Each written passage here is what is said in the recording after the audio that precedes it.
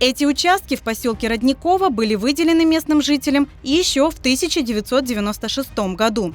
Однако владельцы 270 участков оказались лишены какой-либо возможности их освоить.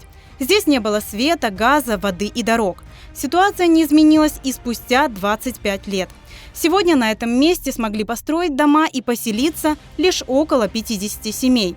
Они за свой счет протянули линию электропередач из другой части поселка. Но подстанция уже не выдерживает напряжения. Построились мы еще в 2009 году. За электричества не было, дорог не было, ничего не было. 2,5 года мы жили без света. Вообще с маленьким ребенком. Сколько обращались в сельский совет, помощи никакой не было. Все своими силами. Свет провели через 2,5 года за свой счет. Электричество тоже. Сейчас подключились многие, отапливаются, естественно, светом. Кондиционеры, еще трансформатор не выдерживает. В наш массив отдельно должна быть подстанция. Много людей здесь уже построились. Напряжения как не было, так и нет. А понятно, что все живут, и всем нужно напряжение, кушать готовить. Мы уже не говорим о газе, мы говорим просто элементарные вещи. Свет. Зимой, когда после 5 вечера, все, уже можно там на костре во дворе готовить, но нету напряжения. Местные жители неоднократно обращались в местную администрацию с просьбой решить их проблемы.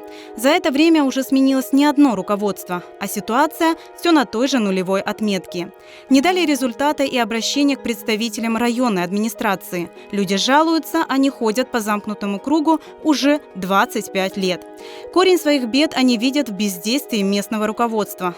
На собрании жителей, посвященное вопросам инфраструктуры, глава поселкового совета явиться отказалась, ссылаясь на плохое здоровье. Здесь не было и ее заместителя. Обращались в администрацию сельского поселения, чтобы провести свет на участок. Они говорят, что обращайтесь в Крымэнерго.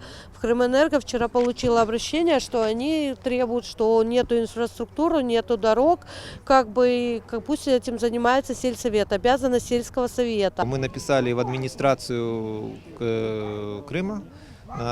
Наше обращение они перевели в Министерство топлива и энергетики.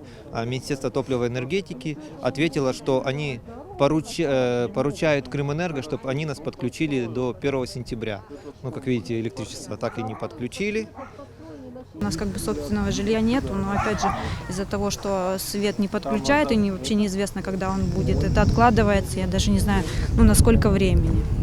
Обивая пороги чиновников, люди просят о самых элементарных условиях жизни – свет, газ, центральное водоснабжение и, конечно, нормальные дороги. Ведь много лет дети, чтобы попасть в школу, каждое утро ходят до трассы пешком, по грязи и рискуя попасть под колеса машин. Скорая помощь не может доехать. Да, они даже не могут Потому что они не могут заехать, здесь нету ни указателей, ничего. Приходится выезжать на дорогу, встречать скорую, привозить. Сейчас вторая смена, дети возвращаются поздно, ночью. Это хорошо, у кого есть машина, они выехали, забрали. А у кого нету, они возвращаются пешком по темноте, по грязи. Это никого не волнует. Сколько раз мы обращались, то есть никаких реакций нету. Семья Эннановых в новом районе Родникового построилась первой еще в 2002 году. Инженерные сети семье удалось провести в дом за свой счет. Воду они берут из скважины, а печку до сих пор топят дровами и углем. Мы начинаем заготовку дров, чтобы протопиться зимой. Также у нас 3 тонны угля уходит, потому что паровое отопление. Тонна угля 12 тысяч. Вот и представьте, 36 тысяч выходит за зиму только на угле.